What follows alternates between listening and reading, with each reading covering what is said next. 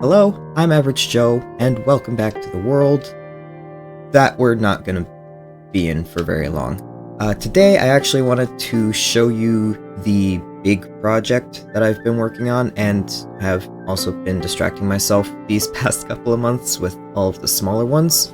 So, we're leaving this world, and we're going to the other world where the big project is. But first, I should probably tell you what all the big project is. So this place may seem familiar to some of you who have been watching.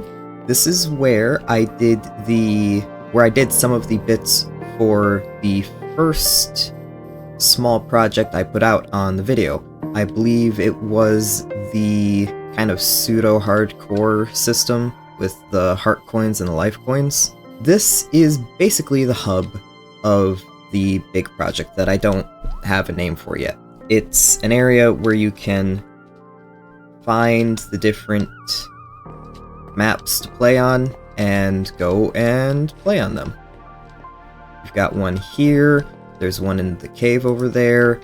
The tutorial one is behind the hill that everyone spawns on, right down here. Okay, so starting a board is pretty easy. You just find something that looks like this circle here, with a pillar, a name, and a button.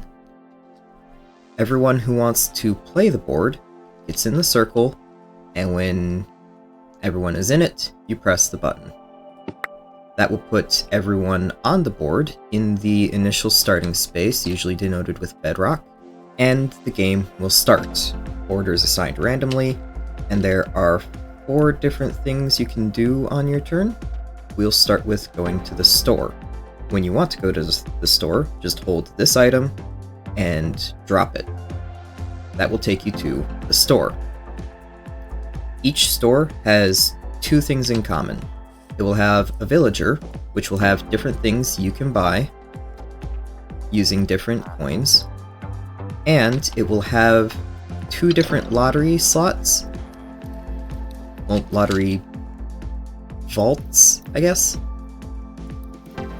You buy a iron lottery coin you spin iron coins for 10 and gold coins also for 10. So you just take the coins you have and you feed them into the vault. It will give you a random item based on the store. You can see that there's a couple different things spinning in there. We'll get to that in a second. When you want to leave, just go to the end portal frame and you should be able to leave from there. Next thing you can do on your turn is you can roll a dice. When it is your turn, you are given a regular dice in case you don't have any of the extra dice. To roll it, just drop it. It will tell you in the chat what number you rolled. When you reach the end, the space you are on will activate, and then you can do 2 other things. You can wander around. To be fair, you can wander around whenever you want, aside from when you're moving after rolling. But you can wander around. The board is free roam. You can take a look at things on the map, kind of get a feel for where everything is going. When there is a crossroads, there will be arrows pointing which direction they go. And if you ever can't remember what space you are on, there's an item that will take you back to your space. Just drop the Ender Eye, and you will be back to the space that you are supposed to be on. When you are done with your turn, you just take the end of turn item and drop it. If there is someone after you in the turn order, then it will become their turn. If everyone has had their turn, a minigame will start. Currently, there's only 2, and one of them kind of sucks. The other one I can't show you because since I'm the only one playing, I just win instantly. And then it comes back to my turn again. Now each minigame will give the player rewards. For example, this time I got rook dice, which will roll for 2, 4, 6, or 8. There's different dice you can get based on the board you're playing on in the minigames and the stores. So the Tudor Garden will have a different set of rewards than the Chess City board, which I haven't showed you. As a side note, when you win a board, you will get either a block of diamond or a block of emerald. You can't uncraft these, and you cannot craft them, but they are your rewards for winning a board. Oh, yeah, and the items you get from stores or as rewards for completing a minigame, with the exception of coins, will stay in your inventory when a board is finished. Okay, so there are there's 6 different kinds of tiles you can experience in a board. There are the most common blue and orange tiles, the blue one giving you iron coins and the orange one giving you gold coins. The red tile, which will stop your movement and activate an event. A pink tile, which will activate an event if you pass over it or stop on it, not necessarily either, and it also won't stop your movement when you land on it. The green tile activates an event when you land on it. If you pass over it, nothing will happen, and it won't stop your movements when you go over it. Then there is the yellow tile, it doesn't tick down the amount of spaces you go, but as you can kind of see over there, hold on, spyglass. As you can kind of see over there, yellow tiles have 2 different directions you can go. And when you land on them, something in the chat will show up, you click on which direction you want to go, and it will take you in that direction. So there are 2 boards that are already completed. There is the tutorial one, which we were in earlier, and this chessboard city one, which I believe still needs to have some work done on it. I don't remember exactly what. It's been a while since I've been in any of this. But neither of those are the board that I want to work on today. The one that I want to work on, I am sort of calling the manor. So up these stairs and into the cave. This is the entrance to the manor. Right now, it is teleporting me into midair because when I initially made it, I don't have this center bit ready for accepting players yet. All I'm doing right now is just making the structure. None of the tiles are in place. There is a plan, but I don't have everything built yet. Right now, there's the plan for this manor is there's going to be 3 different paths you can go down. You can either go down the library path, the kitchen path, this is the kitchen path, and one that I haven't quite figured out yet, and you will return from up here, returning to the hall. What I wanted to work on today was the kitchen path. Sorry, not the kitchen path, the library path. I've got some notes sketched out for how I want it to be done. And while I don't have a mod like World Edit or Axiom installed on here, I have my own little world editor thing here that has a couple different options, including a little tool for extending blocks out, and tool settings and all of that. It's janky. I won't be releasing a download for it because it is far from finished. but I have been using it to help me build things, and I find it pretty useful. So, yeah, I guess I'll just get started on that. I've installed the replay mod, so I can do a quick time-lapse of this. And once I have the general floor, I will take you back in, and I will explain kind of what the design philosophy for the manor is going to be. Well, replay mod kind of isn't working for me. I guess it doesn't like any session longer than half an hour, which is frustrating, but whatever. I have other options, I guess. So I did manage to get the maze of the library put down, which I should probably explain. The library is going to be a bit of a maze that you can choose to go around. Like, there's an option to just skip it entirely. But going through the maze and picking one of the paths here, there are 5 different ones that I think are unique. Picking one of the paths will give you a book, and I think that book is either going to do something, or it's just going to be like a little thing you can read. I'm pretty sure I'm just gonna let them do something. Now, since I didn't get the time-lapse, I will tell you now what the design philosophy for the manor is. The idea is that the manor is going to be claustrophobic in the hallways and very exposed in the rooms. Now, you might wonder, how exactly are you going to feel exposed in a labyrinth of books?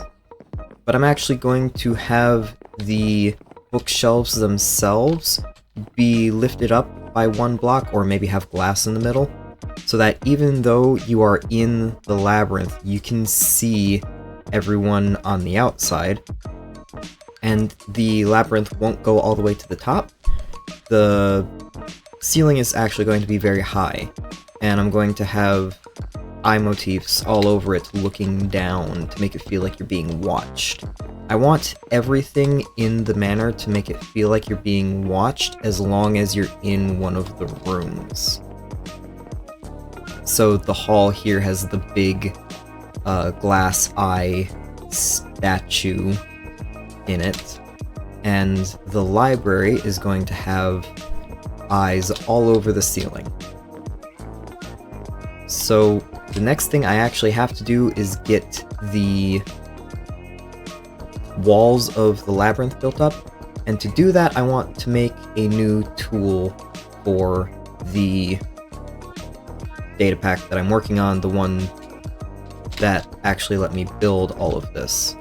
So there's a little extend option I have here that builds it up, and you can actually, let me grab a stick really quick. You can actually set it to extend a certain amount. I'm going to make it extend 20 for now, just as an example. Now, I don't think I want the labyrinth to go that high. That might make it a bit difficult to see the eyes on the ceiling, but I do want it to be a bit higher. So one thing but to actually make it that tall, I'm going to need something to make this fill differently. The extend tool I have right now just does a single block, and I want it to extend all of the blocks that match or are on the same level as this. So I made a new creative world because the last one I made kind of crashed from experimenting with this. But the idea is that if we have just a plane of 1 block, then when we take an item frame extender and put it on there, and then right click to give it the extension, it will just fill all of those with the with the item frame and then build up from there. But I'm not sure that's going to work, because this also needs to be directional. I should be able to do it from this side, or that side, or any side. The way I do it right now is that the extend tool has the function that fills things is caret based. So item frames have a facing direction, and it is determined when you place them down. And I use the little carets, the ones over the 6. You can use carets as something like the relative coordinates that tildes do, but they are based off of which way the entity is facing. So the fill for the tool I have uses carets and is just one command to fill things out in that direction. What I'm thinking to make this work right now is to summon a bunch of different item frames, and then have one item frame summon another item frame, then fill its area, and then just delete itself. But I need to do that in 4 directions, and it needs to be dependent on the space next to it not having a block in it, and not having another item frame in it, because I don't want it to go infinite. That's what crashed the last creative world I had. Okay, so I got everything more or less set up. It takes 4 commands, and if I press this button, it summons 8, which is not supposed to happen, but it does only go that far, which is fantastic. That means that it is recognizing where the surface is, it's not summoning any more item frames. From here, I could do the extend function. And I will. But the reason it is making 8 is because it is running each of these commands one at a time. If this were in a function, it would not be making a ring, it would be making a diamond. Out of curiosity, how far... Hold on.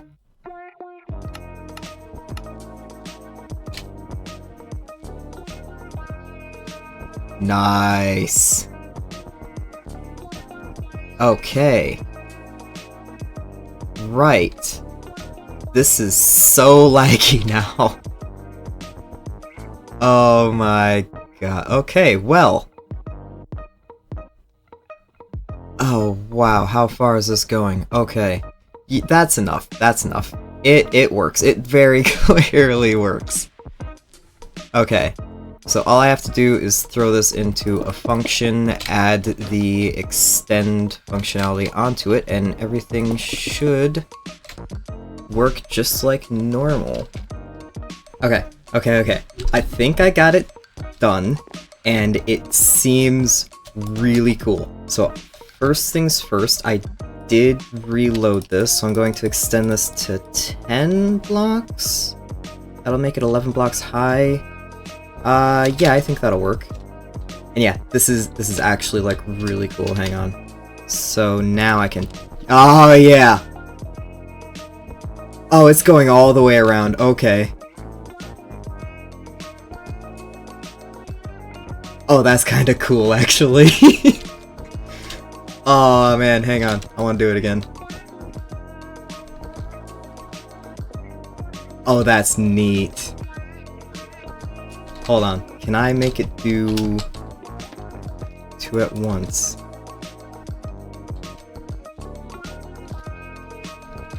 Okay.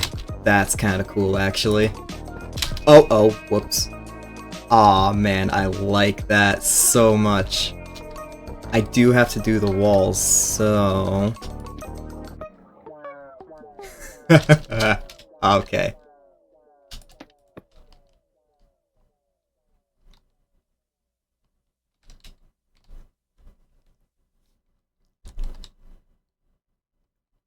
Oh, that's so cool. Alright, there's one other thing I have to do really quick first, and that is to make this layer transparent. I'm not going to make it, you know, air, because that would... Oh, I need the replace wand. Okay.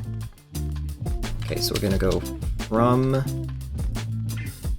bookshelves to, I think, just regular glass.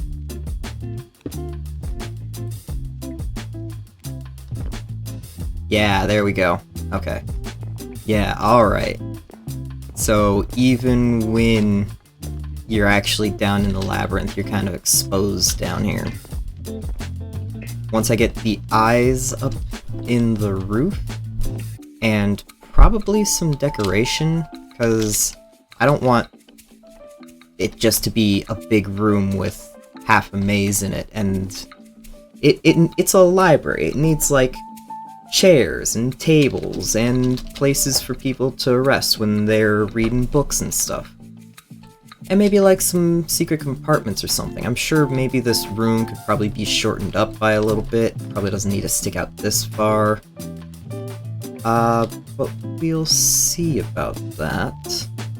Well, after putting the roof on this room, I have realized lighting is definitely going to be an issue.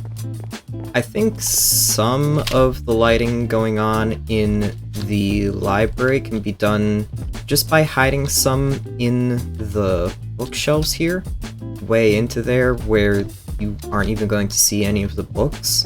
But I've also added some of these lights on the sides in the corners here, mostly just to help with the ambient feel there, although I think might have gone overboard in some of these areas. Could probably tone it down a little bit. The other issue is going to be lighting things up out here. I don't know how I'm going to do that. I'm gonna try using some hidden lighting techniques or looking some of them up, because even though I'm in creative and I could absolutely use some of the light blocks you have available to you, I think I'm just gonna try and do it in like a survival-ish kind of way. You know, kind of learn some things to help my survival builds get a bit better. Okay, so a little bit of an update. I have managed to get some lighting in by putting in this little elevated platform on both sides. It doesn't light up this middle area here, so I'm thinking I'm gonna put decorations under tables, maybe some actual lamps next to chairs to light up the area in general. But the thing I'm kind of working on right now is the tiles for the roof. It won't fit perfectly, unfortunately, but I am going to kind of try and fit them in there. And while I was working on this, I realized that the method I used for the extend tool could actually work as a bucket fill. Like if you've ever had a paint program and you've wanted to fill an area of pixels that are all the same color, a bucket fill will just fill those out. Now I'm thinking I can repurpose the kind of wrapper thing I did for the extender tool and make it so that whatever item frame is put in there is copied over to the children, and use that to do different operations. But I will experiment with this. The first thing I need to do is actually see if I can move over the data with that. Another problem is going to be figuring out the oh no, the facing won't be an issue because there's already 12 lines. Okay, so I'm gonna try and make a bucket fill for this. I think I can do this without going into creative and testing it. A different creative world and testing it. I am not interested in making this world crash. But yeah, I'm going to try that. Okay, this should work now. Just name it bucket, put stone in my offhand.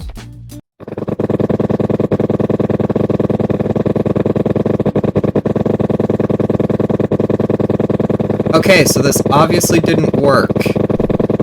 Okay, I think I've got everything.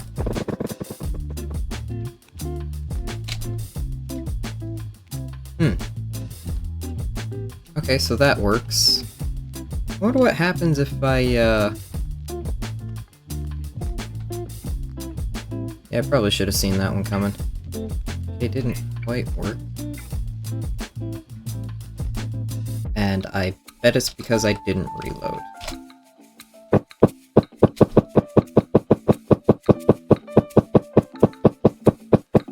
Never mind, I don't think that works either. What am I missing here? Oh, wait, it works now?